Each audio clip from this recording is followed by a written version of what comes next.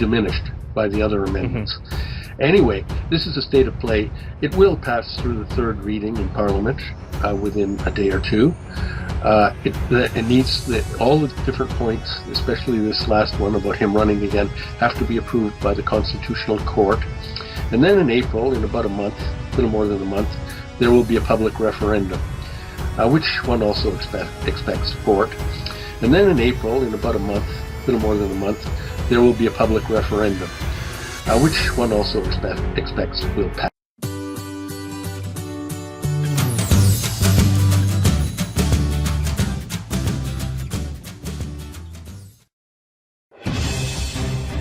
Itu tidak dilakukan, maka tinggal nunggu waktu umat Hindu banyak yang akan pindah keyakinan menjadi Muslim.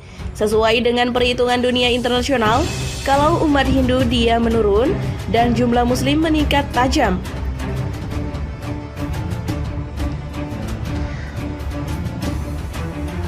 Pada tanggal 11 Juni 2019, diselenggarakan International Forum Muslim Visi Strategis Rusia Dunia Islam. Dalam pertemuan International Forum Muslim Rusia Dunia Islam membahas perkembangan dialog visi strategis dalam dunia Islam yang dihadiri oleh 15 tokoh Muslim dari 15 negara dari negara Islam. Forum ini terbentuk atas perkasa Presiden Rusia Vladimir Putin pada 2006. Dalam sidang ini untuk menciptakan kedekatan Rusia dengan dunia Islam dan mengembangkan kemitraan strategis dalam berbagai bidang. Kemudian, sidang dilakukan secara berkala di Moskow dan negara-negara Islam anggota setelah vakum selama 2011 sampai 2014. Hadir dalam acara ini Sekjen Oki MR, Iyad Madani, Presiden Republik Tartasran, Rustam Minikharnov, tokoh Kementerian Rusia Sergei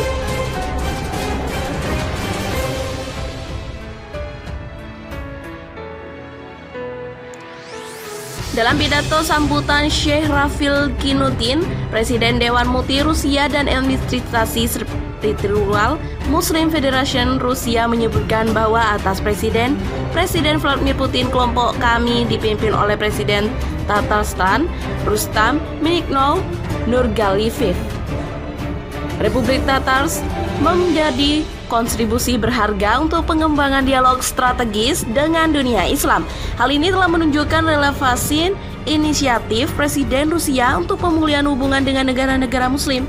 Pada periode awal sidang forum ini dipimpin oleh mantan Perdana Menteri Rusia yang mengitukan berulang kali mencatat bahwa warga Muslim Rusia bukan pengunjung, penduduk asli dari tanah kami. Bagian organik perdebatan Eurasia, misi diplomatik tinggi ini akan terus kondisi baru. Warganya 20 juta, Moskow salah satu ibu kota dunia. 90% dari muslim di negara itu hidup tepatnya di bagian Eropa dari Rusia. Penyelenggaraan konferensi ilmiah internasional, kursus pelatihan imam, kompetisi internasional Hizbi Quran, dan Parlemen Expo Halal Internasional.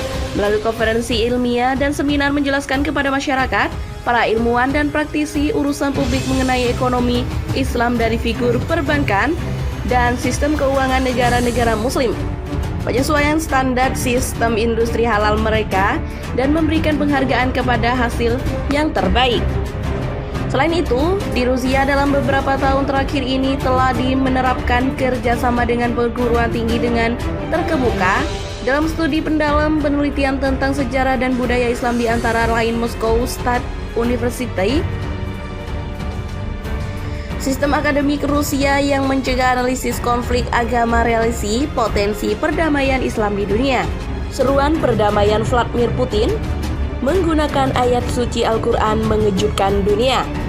Presiden Rusia Vladimir Putin mengejutkan dunia France. Serukan perdamaian dengan mengutip ayat suci Al-Quran surat Ali Imran ayat 103 dengan sangat finishnya. Seruan perdamaian itu dua kali ia gunakan. Pertama, sejak ada perselisihan antara penduduk Yaman. Kedua, tepatnya ketika umat muslim jadi korban kekerasan di India, di mana masyarakat muslim New Delhi ada 38 orang yang meninggal dunia sedangkan rumah dan pertokoan masyarakat Muslim dirusak oleh ekstremis Hindu. Vladimir Putin merupakan presiden Rusia yang sangat dekat dengan umat Muslim, bahkan perkembangan Muslim di Rusia sangat meningkat. Apakah Vladimir Putin ini seorang Muslim yang masih diam-diam? Atau dia bukan Muslim tapi sangat peduli pada umat Muslim? Atau hanya mengagumi umat Muslim? Hindu di India seharusnya menghormati warga Muslim, walau Hindu sebagai agama mayoritas di India. Sebab mayoritas seharusnya jadi contoh untuk minoritas. Bila itu pada abad pertengahan, begitu pula Rusia masih menyiksakan kekuatan-kekuatan sumber daya alam yang manusianya dan ilmu pengetahuannya serta teknologi, dan menegaskan kemitraan strategis antara Rusia, dunia Islam perlu bersifat komprehensif dalam meliputi berbagai aspek perabatan. Jika hal ini terrealisasi, maka kemitraan ini menjadi kekuatan dunia yang baru, signifikan dalam merestorasi kebangkitan dan kemajuan peradaban bagi umat Islam di seluruh dunia.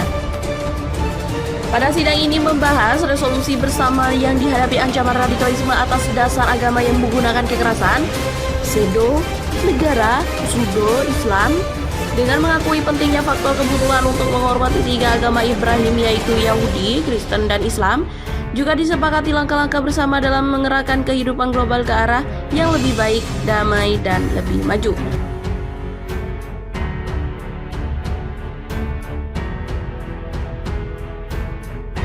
Di Rusia ada keseimbangan berabad-abad perdebatan agama dan negara dari pengalaman kami dengan ikatan dan kedekatan Ortodoks, Islam, sekolah internasional dan pendidikan tinggi Humains sekuler Turki, Eurasia, Kaukasia, Slavia.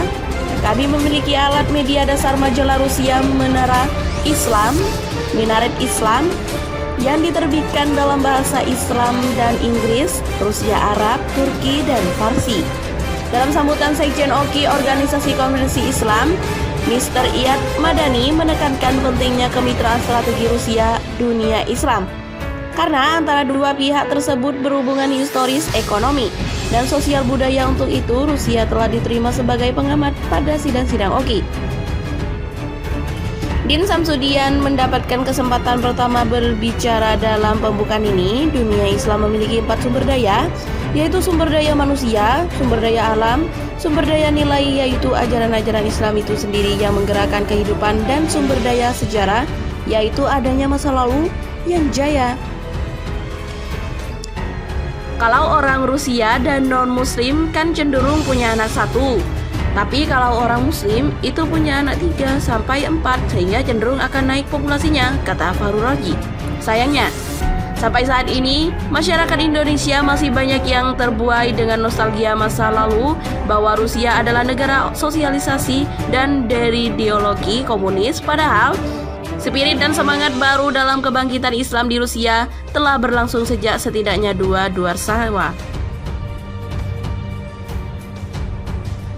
Fahrul Razi mengatakan secara kuantitatif, perkembangan jumlah masjid dan organisasi-organisasi keislaman telah berkembang sangat pesat di Rusia. Jika pada masa kepemimpinan Joseph Stalin pada 1937, jumlah masjid di seluruh Rusia terdapat kurang dari 100 buah, pada tahun 1995 jumlahnya telah mencapai 5.000 masjid. Jumlah organisasi keislaman selama kurang dari 1 dasawarsa sejak runtuhnya Uni Soviet 1991 sampai 1999 juga mengalami peningkatan dari 870 menjadi 3.000 organisasi. Organisasi-organisasi ini menjadi faktor penggerakkan kehidupan beragama secara kualitatif dalam penyelenggaraan pendidikan keislaman, pendirian madrasah bagi generasi muda Islam, kata Fahrul Razi. Sejak berlakunya Undang-Undang tentang Kebebasan Berkeyakinan tahun 1990, masih pada era Uni Soviet, aktivitas keagamaan Rusia pun mengalami peningkatan dramatis. Agama yang sebelumnya diprediksi sebagai unsur destruktif bagi bangunan sosialis komunis justru digandrungi masyarakat, khususnya kaum muda, jelas Fahrul Razi. Saat ini setidaknya 60 dari 100 orang yang mengaku beragama adalah mereka yang berusia produktif dan 10 sehingga 15 diantaranya adalah beragama Islam. Menurut Fahrul Razi, kaum muslim Rusia kini telah mengambil langkah penting untuk menyiapkan kader-kader mubaliknya. Mereka membuat program kerjasama pendidikan dengan negara-negara muslim seperti Mesir, Arab Saudi, Turki, Qatar, dan Syria. Langkah konkretnya